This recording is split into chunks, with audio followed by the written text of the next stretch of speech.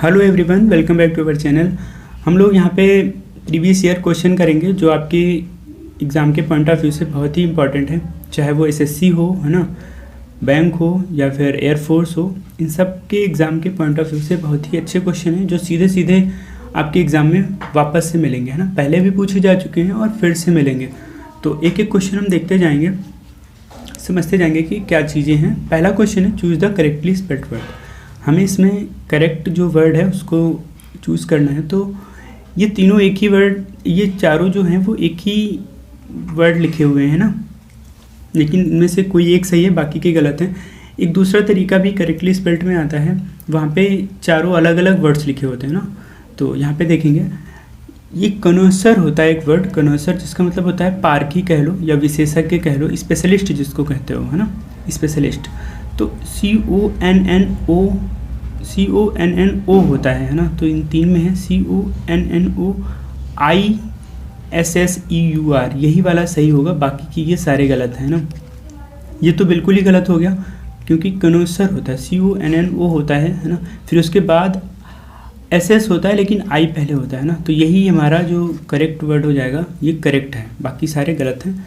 तो अगर ये सीधे सीधे वर्ड याद है, देखो अगर सीधे सीधे याद है कि ये स्पेलिंग होती है इसकी, तो ही कर पाएंगे, नहीं है ऐसे तो गलत होगा, है ना। दिमाग नहीं लगाया जा सकता बहुत कि ये सही होगा या ये सही होगा, अगर याद है तो कर पाओगे। चलो आगे देखते हैं, अगला क्वेश्चन क्या है। अगला क्वेश्चन है करेक्ट एंटोनिम बताना है। तो वर्ड है सूत, सूत, है ना। इसका मतलब क्या होता है? सूत मतलब होता है शांत करना, है ना। वर्ब है, ये वर्ब है, इसका मतलब होता है शांत करना, शांत करना, ठीक। अब एंटोनिम बताना है, यानी कि अपोजिट बताना है। तो एक एक का पहले मतलब देखेंगे, फिर हम देखते हैं क्या सही होगा। पहला है क्विंच। क्विंच मतलब क्या होता है? एक तरह से कह सकते हो प्यास बुझाना या फिर संतुष्ट करना, है ना। तो सेटिस्फाई जिसको कहते हो, तो क्विंच मतलब हो जाएगा संतुष्ट करना या प्यास बुझाना, ठीक है, संतुष्ट करना, ठीक। अगला है मिटिगेट। मिटिगेट मतलब क्या होता है? कम करना, है ना, घटाना कह सकते हो या कम करना, कम करना, ठीक है। अगला है हील। हील, हील मतलब क्या होता है? ये भी एक तरह से कह लो वर्ब है ना। इसका मतलब होता है स्वस्थ करना, क्योर जिसको कहते हो, ठीक, स्वस्थ करना। अगला और लास्ट वर्ड है एजिटेट, ठीक है। एजिटेट मतलब क्या होता है? एजिटेट मतलब होता है उत्तेजित करना, है ना, एक्साइट जिसको कहते हो, उत्तेजित करना, उत्तेजित करना, ठीक। अब देखो सबसे सही एंटोनिम क्या होता है? ये शांत करना है, ये उत्तेजित करना है। शांत करना मतलब किसी चीज़ को शांत करना, ये उसको बढ़ाता है, एजिटेट, उत्तेजित करना। तो यही हमारा करेक्ट ऑप्शन हो जाएगा, ठीक है, यही सही करेंगे। अगला क्वेश्चन देखते हैं क्या है। अगला क्वेश्चन है करेक्ट सिनोनिम बताना है, ठीक है। तो करेक्ट सिनोनिम बताना है, देख लेते हैं क्या होगा। वर्ड है डिवास्टेशन, ठीक है, डिवास्टेशन। डिवास्टेशन का मतलब क्या होता है? ध्वंस, जिसको डैमेज कहते हो, डैमेज, है ना, ध्वंस। अब सिनोनिम बताना है, यानी कि एक जैसा हो। तो पहला है डिस्ट्रक्शन, कंस्ट्रक्शन, सेपरेशन, फ्रस्ट्रेशन, ठीक है। एक एक का मतलब देखेंगे। डिस्ट्रक्शन, डिस्ट्रक्शन मतलब ही होता है डैमेज, ध्वंस करना, है ना, तबाही जिसको कहते हो। तो ये भी वही है, तबाही कह लो या विध्वंस कह लो ना, डिस्ट्रक्शन। तो यही सही हो जाएगा, पहला ही ऑप्शन सही हो जाएगा इसका, है ना। बाकी भी देख लेते हैं। कंस्ट्रक्शन क्या होता है? ये कंस्ट्रक्ट से बना है, जो हमारी वर्ब होती है कंस्ट्रक्ट, निर्माण करना। कंस्ट्रक्शन हो जाएगा संरचना, है ना, या निर्माण, निर्माण या संरचना।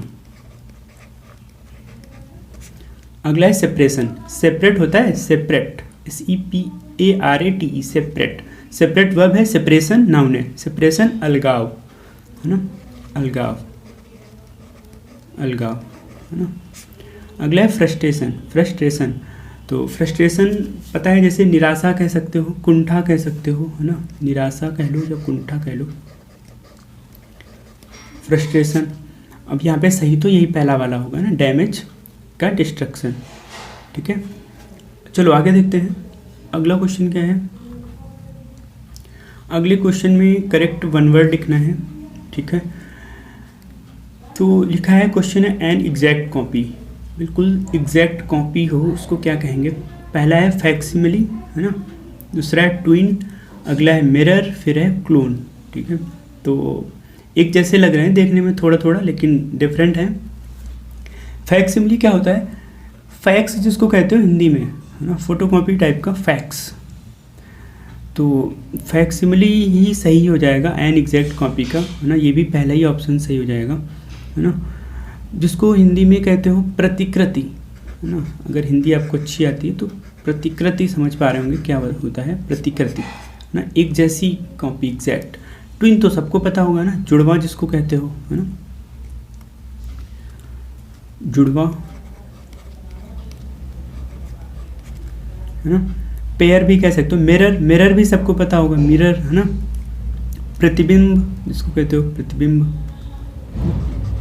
हिंदी में प्रतिबिंब, ठीक। अगला है क्लोन। क्लोन क्या होता है, देखो क्लोन भी एक तरह से एग्जैक्ट कॉपी होती है, लेकिन ये लिविंग बीइंग भी हो सकती है ना, और नॉन लिविंग भी हो सकता है। पर्सन या थिंग कुछ भी ऐसा हो सकता है जो बिल्कुल एक जैसा दिखता हो, है ना। या फिर क्लोन, वो भी आपको थोड़ा सा पता होगा, जो क्लोन से आजकल सेम सेम चीज़ें बनाई जा रही है ना, क्लोन लेके पूरा पूरा सेम बना दिया जाता है उसी तरह का, ना। तो ये जो एग्जैक्ट कॉपी होती है वो फैक्सिमिली सही है ना। क्लोन बिल्कुल एक जैसा होता है ना। तो क्लोन और इसमें डिफरेंस है, ठीक है।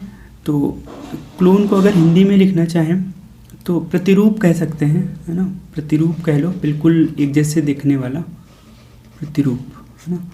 बाकी सही यहाँ पे फैक्सिमिली हो जाएगा, है ना, जिसको फैक्स भी बोला जाता है हिंदी में। चलो आगे देखते हैं क्या है अगला क्वेश्चन। अगला क्वेश्चन है, ये भी वन वर्ड चूज़ करना है। लिखा है to give money to agents for sales, मतलब एजेंट्स को सेल्स के लिए पैसे देना, तो उसको क्या कहते हैं। तो पहला ऑप्शन है सैलरी, दूसरा है कमीशन, अगला है फ़ी, फिर है इंसेंटिव, है ना। सैलरी, देखो सैलरी क्या होता है, जिसको मासिक वेतन एक तरह से कहते हो, है ना, कहते हैं सैलरी आ गई, है ना, सैलरी। तो हैं सब एक तरह से कह लो पैसे से रिलेटेड ही, सैलरी भी पैसे से रिलेटेड है, कमीशन, फ़ी, है ना, इंसेंटिव, लेकिन हैं सब में पैसा ही है, लेकिन थोड़ा थोड़ा डिफरेंस होगा सब में।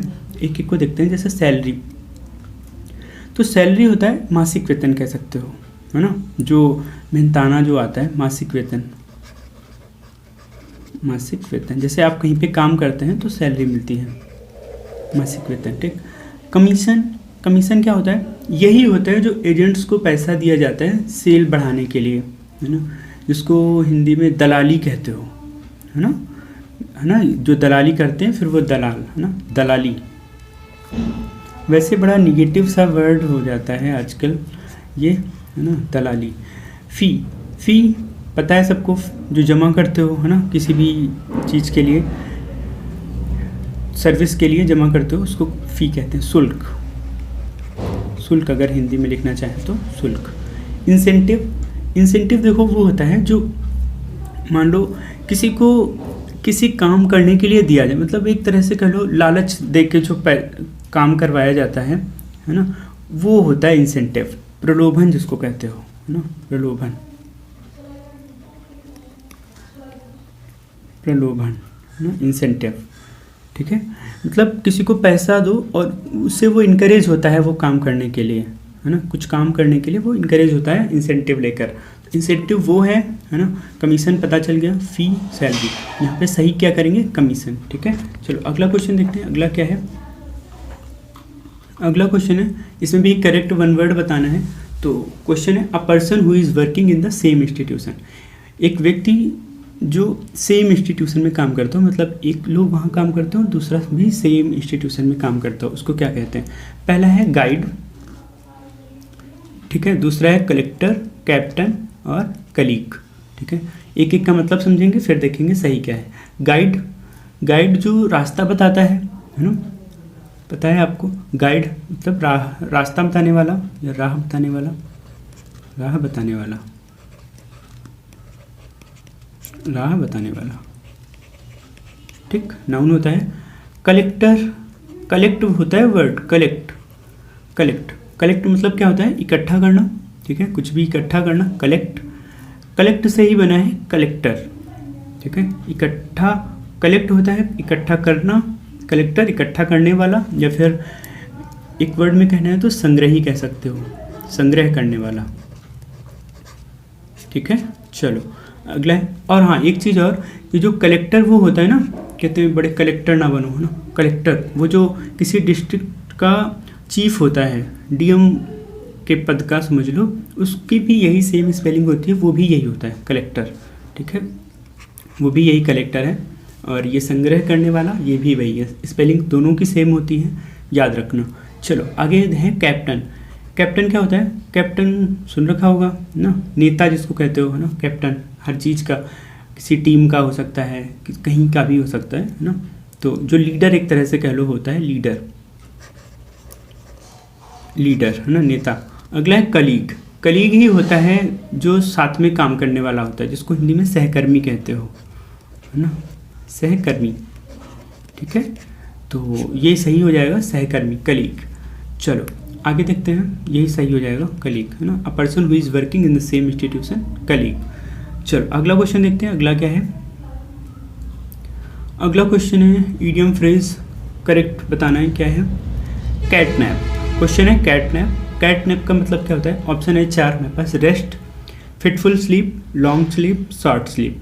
देखो ये है रेस्ट मतलब आराम, है ना।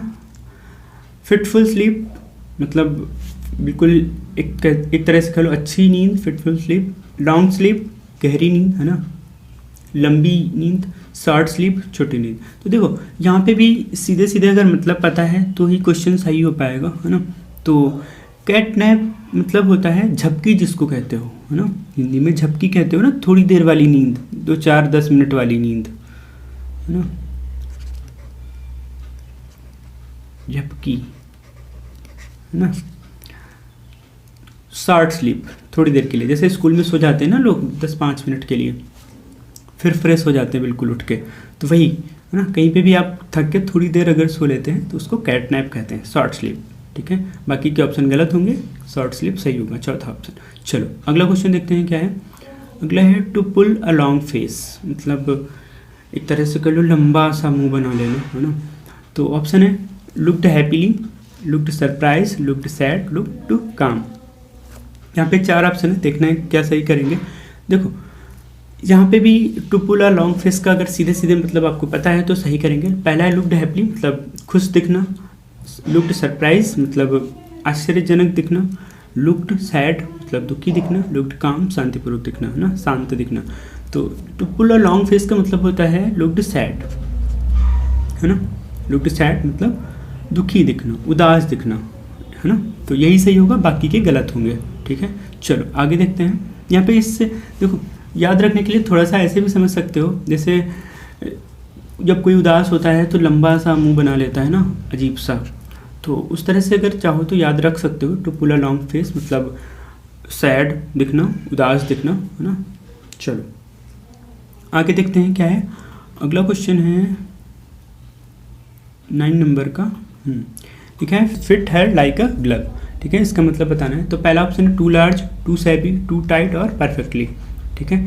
तो देखो यहाँ पे भी अगर सीधे सीधे मतलब पता है तो सही होगा, है ना।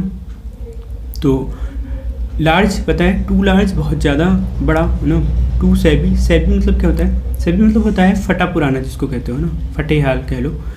टाइट, टाइट पता ही आपको, टू टाइट बहुत ज़्यादा टाइट। परफेक्टली मतलब ठीक ढंग से कह लो, अच्छे तरीके से। तो fit her like a glove इसका मतलब होता है परफेक्टली, ठीक, परफेक्टली अच्छे तरीके से, है ना, ठीक ढंग से। तो इसका भी जो मतलब होता है वही होता है ना, यहाँ पे कुछ और नहीं कर सकते आप, बाकी गलत होंगे। तो यही परफेक्टली हमारा सही करेक्ट ऑप्शन हो जाएगा। चलो अगला क्वेश्चन देखते हैं क्या है। अगला 10 नंबर का क्वेश्चन है, हाँ, इसमें ब्लैंक को फिल करना है। तो लिखा है health is too important to be blank. पहला है डिस्कार्डेड, डिस्पोज्ड, नेग्लेक्टेड, डिटेस्टेड, ठीक है। एक एक का मतलब समझेंगे फिर देखेंगे सही क्या होता है। पहला है डिस्कार्डेड। डिस्कार्डेड मतलब क्या होता है? देखो ये एडजेक्टिव है, ठीक है, एडजेक्टिव है, और इसका मतलब होता है एक तरह से कह लो फेंका हुआ, है ना, कुछ भी बेकार समझ के फेंका हुआ, फेंका हुआ। तो पहले सबका मतलब देखेंगे, फिर देखेंगे सही क्या होगा। फेंका हुआ, ठीक है। अगला है डिस्पोज्ड। डिस्पोज्ड है ना। डिस्पोज्ड का मतलब क्या होता है? डिस्पोज्ड मतलब होता है कोई ऐसा व्यक्ति जो कुछ भी करने के लिए तैयार हो, है ना, प्रिपेयर्ड हो कुछ भी करने के लिए, तो उसको कहते हैं डिस्पोज्ड। ये भी एडजेक्टिव है, तो मतलब लिख लेंगे यहाँ पे कुछ भी करने को तैयार, ठीक है, कुछ भी करने को तैयार।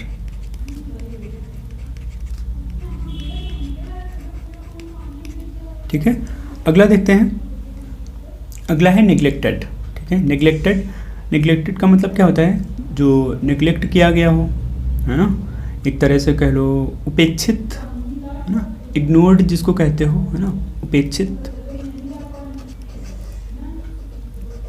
उपेक्षित, नेग्लेक्ट वर्ब होती है ना, नेग्लेक्टेड एडजेक्टिव है, उपेक्षित। अगला है डिटेस्टेड, ठीक है। डिटेस्टेड इसका मतलब क्या होता है? डिसलाइक वर्ड सुना है? डिसलाइक है ना, वर्ब है। डिसलाइक्ड, इसको डिसलाइक्ड कहते हो, घृणित। डिसलाइक्ड या घृणित कह लो, है ना, घृणित, ठीक है। तो नेग्लेक्टेड बताया, इग्नोर्ड। अब यहाँ पे लिखा है health is too important to be. Health जो है वो बहुत ज़्यादा इम्पॉर्टेंट है किस चीज़ के लिए? फेंका हुआ, मतलब ही नहीं बन रहा है कोई, है ना, कुछ भी करने को तैयार, है ना, इसका भी कोई मतलब नहीं बन रहा है। दो ऑप्शन बचे, उपेक्षित और घृणित। मतलब जो हेल्थ है वो बहुत ज़्यादा इम्पॉर्टेंट है कि उसे उपेक्षित नहीं किया जा सकता, यानी कि निगलेक्ट नहीं किया जा सकता, है ना। स्वास्थ्य जो है, हेल्थ जो है वो इतनी महत्वपूर्ण है कि उसे उपेक्षित नहीं किया जा सकता, उसे निगलेक्ट नहीं किया जा सकता, है ना। अब यहाँ पे डिसलाइक सही नहीं होगा उतना, है ना, कि हेल्थ जो है वो इतनी इम्पॉर्टेंट है कि उसे डिसलाइक नहीं किया जा सकता ना। डिसलाइक करना मतलब नहीं है नेग्लेक्ट करना, है ना। कुछ लोग निगलेक्ट करते हैं हेल्थ को अपनी, है ना, ध्यान से खाते पीते नहीं हैं, तो मान लो उनके लिए कहा गया है हेल्थ इतनी महत्वपूर्ण है कि हम उसे उपेक्षित नहीं कर सकते, उसे निगलेक्ट नहीं कर सकते, है ना। तो यही हमारा करेक्ट ऑप्शन हो जाएगा, बाकी सारे गलत होंगे। सही भी कहा है ना, हेल्थ के बिना कुछ भी काम नहीं कर सकते आप, है ना। अगला क्वेश्चन देखते हैं, अगला क्या है। अगला इसमें भी ब्लैंक फिल करना है, तो लिखा है I am blank this crime, ठीक है। तो इसमें भी एक एक का मतलब समझेंगे। पहला है इग्नोरेंट। इग्नोरेंट लिखा है ignorant on, innocent of, indebted to, ignoring, ठीक है।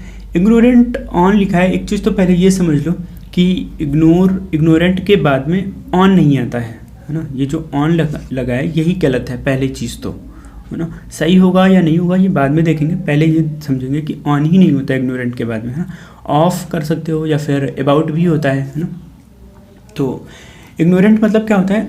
अज्ञानी जिसको कहते हो, अनभिज्ञ कह लो, अनपढ़ कह लो, है ना, इग्नोरेंट। तो अज्ञानी लिख लेते हैं, अज्ञानी, ठीक है। चलो अगला है इनोसेंट। इनोसेंट मतलब निर्दोष, निर्दोष, ठीक, निर्दोष, ठीक है। ये निर्दोष यहाँ पे ऐसे कर लो, है ना, हाँ, निर्दोष। अगला है इंडेप्टेड टू, ठीक है। इंडेप्टेड मतलब क्या होता है? एक तरह से कह लो आभारी कह लो, या रेडी, है ना, आभारी कह लेते हैं।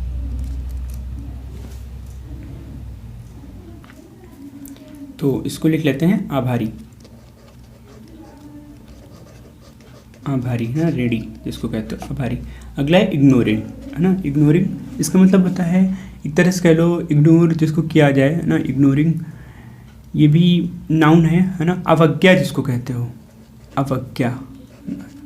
अगर हिंदी आपकी अच्छी नहीं है तो शायद अवज्ञा का मतलब नहीं समझ आ रहा होगा, लेकिन इंग्लिश से समझ लीजिए, है ना, इग्नोरिंग।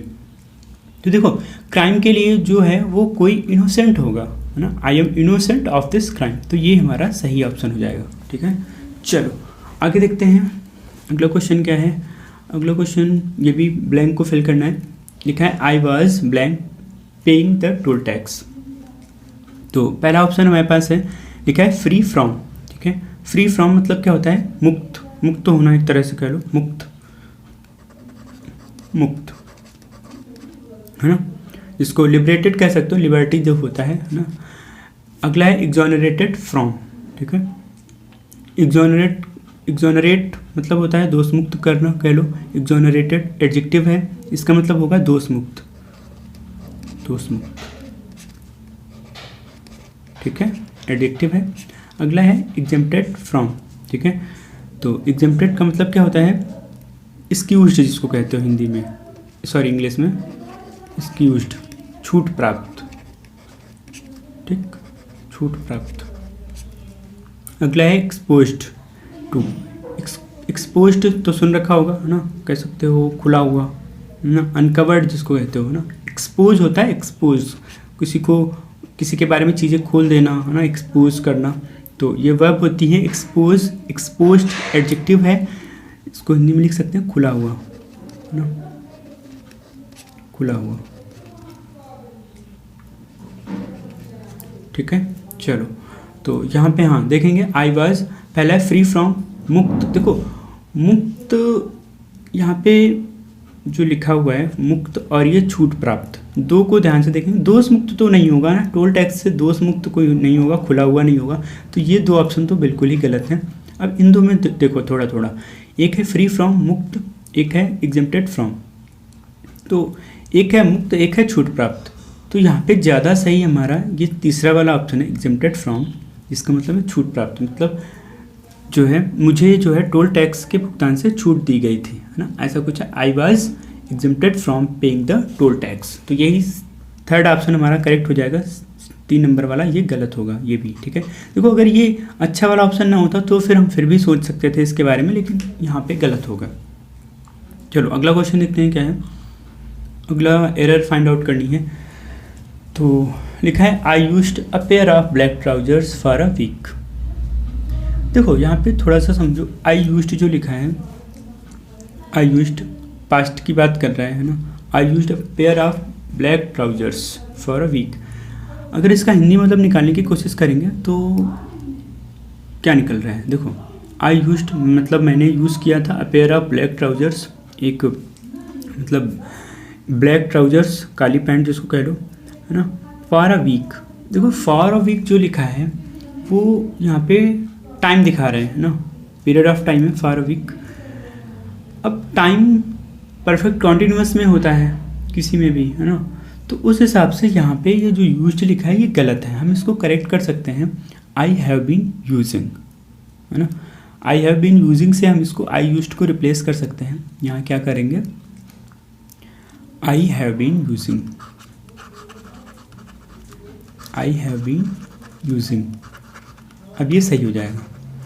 मैं एक हफ्ते से ब्लैक ट्राउजर्स यूज़ कर रहा हूँ, है ना। I have been using a pair of black trousers for a week. तो यही ए पार्ट में एरर हो जाएगी और क्या करेंगे, आई हैव बीन यूजिंग, ठीक है। पास्ट इंडिफिनिट में नहीं, इसको हम प्रेजेंट परफेक्ट कंटिन्यूस में बनाएंगे, तब जाके ये सही होगा। चलो अगला क्वेश्चन देखते हैं क्या है। अगला क्वेश्चन, इसमें भी एरर बतानी है। क्वेश्चन है he has made a mistake of which I am certain.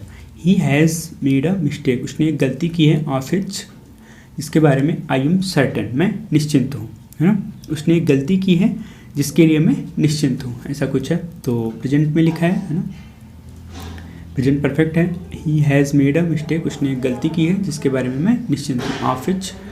तो ठीक लग रहा है ना, ये सेंटेंस ठीक लग रहा है। आई एम सर्टेन, मैं निश्चिंत हूँ, पूरा प्रेजेंट में है।